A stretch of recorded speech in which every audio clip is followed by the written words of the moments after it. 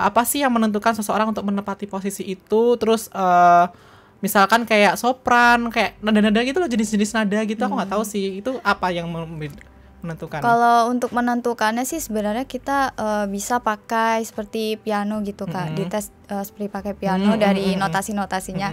Aku kurang hafal sih Kak notasinya itu seperti apa, tapi bisa dites dari situ. Nanti misal dia di notasi G atau F gitu, dia bisa berarti dia tipe suaranya rendah atau alto. Itu biasanya pada wanita. Terus kalau sopran itu biasanya tipe-tipe suara yang bernada tinggi, itu juga wanita. Kalau laki-laki juga punya suara nada tinggi itu namanya tenor. Kalau yang rendah itu bass biasanya. Cuman 2 itu aja ya? Atau gimana? Atau ada istilah-istilah lain? Sebenarnya ada istilah lain namanya mezzo-sopran sama bariton. Mezzo-sopran itu biasanya yang punya perempuan. Mezzo-sopran. Dan itu tipe suaranya itu lebih tinggi dari sopran. Ya, sopran, dan lebih rendah dari apa? Itu alto. Oke. Iya, saya lupa. Wow, jadi banyak banget ya saking itunya. Jadi ada beberapa jenis suara yang nggak bisa disamakan gitu ya. Kita tadi ada sopran, ada alto, terus ada tenor, bass gitu juga ya. Cowok juga ada bedanya gitu. Iya. Oh gitu, luar biasa. Kalau aku tipe-tipe suara kayak apa nih kalau boleh tahu? Kalau aku lihat dari cara bicaranya sepertinya kakak tenor. Tenor itu ya apa? Apa itu tenor? Aku tremor, deket banget tremor aku. Gimana? Yang tipe suara laki-laki tapi lebih ke tinggi. Oke, bisa. Siapa tahu aku mungkin ikut coba-coba tes gitu. Oh, berarti aku beneran tenor gitu ya. Siapa tahu gitu.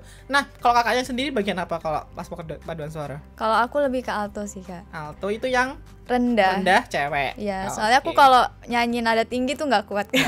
Kuatnya rendah-rendah aja. Jadi sebelum masuk UKM itu ada tesnya sendiri, nanti baru dimasukin gitu.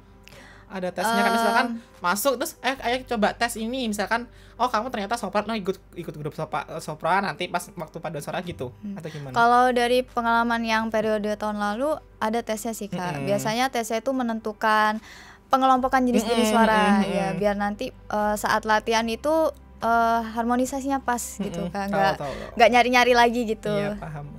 Saat sebelum masuk UKM juga ada tahap seleksinya Kak. Cuma untuk yang tahun ini itu kemarin seleksinya mereka bernyanyi lagu Jingle Ika dan satu lagi itu lagu bebas. Lalu ada ini tes nada juga. Jadi pembimbing kita itu memainkan keyboard.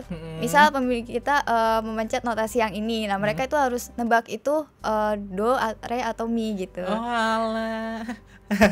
Aku nggak tahu guys, do re mi itu kayak gimana gitu. Apalagi ya, itu kalau paduan suara itu nggak sih bukunya tuh kayak ada huruf balok, apa sih? Nada balok. Iya, biasanya itu disebut partitur. Iya itu. Oh iya, partitur. Iya. Nggak tahu guys, jangan dibully aku ya. Nggak tahu. Gitu latihannya. Ada nadanya gitu ya? Iya, tapi ada sih sebagian yang belum paham partitur karena kan tuh pakai huruf balok ya kan. Ya, jadi harus belajar lagi. Lagi.